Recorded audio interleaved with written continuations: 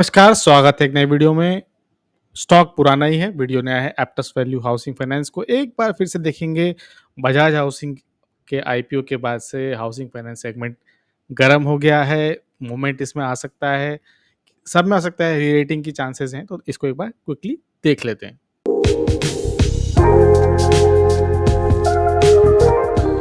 शुरुआत करेंगे अगर फाइनेंशियल से, तो फाइनेंशियल्स हमेशा की तरह कुछ भी नहीं है। एप्टस वैल्यू हाउसिंग फाइनेंस नाम से पता है कि वैल्यू के लिए है। स्मॉल टिकट्स को देते हैं, मैक्सिमम टिकट साइज इनका 25 लाख का लोन होता है।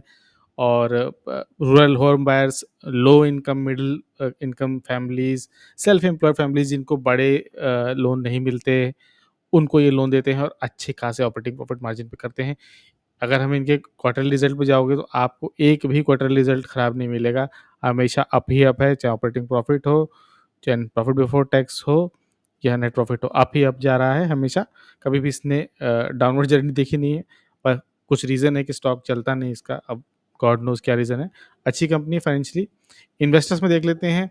इन्वेस्टर्स में सबसे कन्फ्यूजिंग आई थिंक यही है कि इसके प्रमोटर्स भी एफआईआईज़ हैं।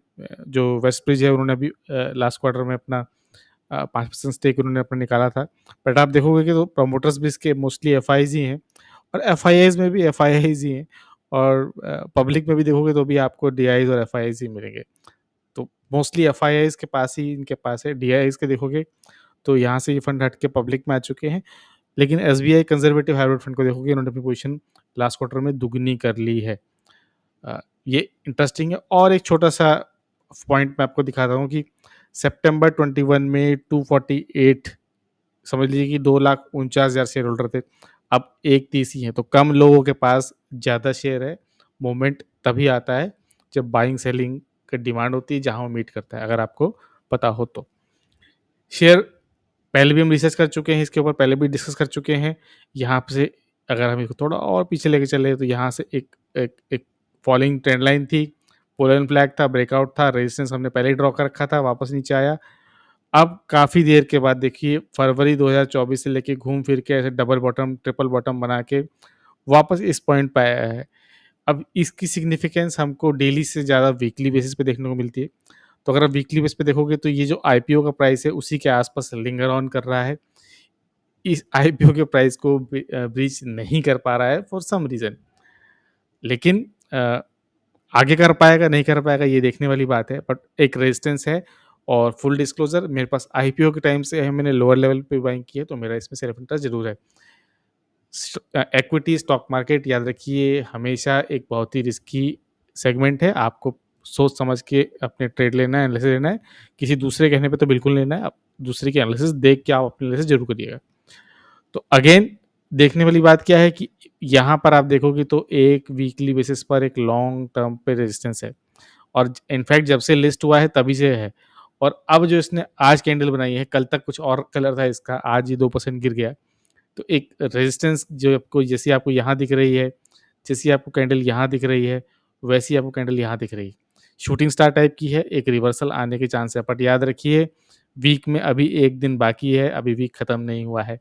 और जिस तरह से एक्सटेंसिव रिजल्ट आए हैं, हो सकता है बूस्ट करे, एप्टस बुक बूस्ट करे कि नहीं करे, बट हाँ, कंसोलिडेट ज़रूर कर रहा है। अगर आप डेली बेस पे देखोगे इसको, या तो 1 दिन रेड, 1 दिन ग्रीन, रेड ग्रीन, तो अनडिसाइसिव है कि किधर जाना है, बट स्ट्रगल चल रहा है। देखते हैं बुल्स जीतते हैं कि बेयर। लेकिन मेरा इंटरेस्ट यहाँ पर सिर्फ़ इस चार्ट को देख के नहीं है। जैसे आप इसको मंथली में कन्वर्ट कर लेते हो ना, तो मंथली में आप अगर इसको कन्वर्ट करोगे तो आपको एक पैटर्न जो है, जो स्टॉक बायर्स का एक फ़ेवरेट है, उसको आप देखो तो ये एक kind of inverted head and shoulder बना रहा है। अब मंथली बेस पर ये अभी ग्रीन कैंडल ही है, और याद रखिए मंथ में भी खत्म नहीं हुआ है, कल का भी दिन है और मंडे का भी दिन है। अगर मंथली बेसिस पे इसका ब्रेकआउट आता है तो बहुत ही अच्छा हो सकता है। अगर आप कुछ ध्यान दो ना, मंथली कैंडल्स, वीकली कैंडल्स मुझे बहुत पसंद है। यहाँ अगर किसी ने इन्वर्टेड हैमर देख के लिया होगा तो उसने अच्छा खासा पैसा बनाया होगा। अगर यहाँ से भी लिया है आप देखिए तो कम से कम 50% का गेन हमको दिख ही रहा है यहाँ से।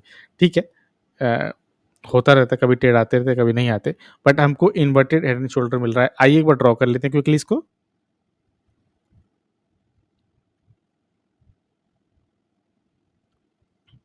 तो थोड़ा-सा हमने इसको रीपोज़िशन किया है, ये एडजस्ट किया है। अगर हम इसका कलर चेंज कर देते हैं टेम्परेरीली, इस तरह से प्लेस करते हैं, रफली भी प्लेस करेंगे। इसको आप अगर प्लेस कर दोगे इस पॉइंट पर, तो यही इसका टारगेट होगा मंथली बेस पे ₹514 का। अच्छा खासा गेन हो सकता है, लेकिन अगेन एप्टस एक स्मॉल टिकट हाउसिंग है। एक रेगुलेटरी रिस्क जो गेन दिख रहा है उसको पूरा नीचे भी लेके जा सकता है। और याद रखिए, किसी के कहने पे बाय नहीं करनी है, मेरी पोज़ीशन तो इसमें है ही। तो इन्वर्टेड हेड एंड शोल्डर बन रहा है मंथली बेसिस पर।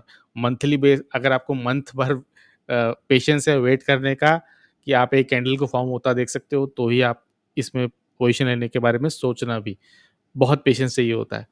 तो ये था एप्टस वैल्यू हाउसिंग फाइनेंस। अगर आपको अच्छा लगा हो तो लाइक शेयर सब्सक्राइब।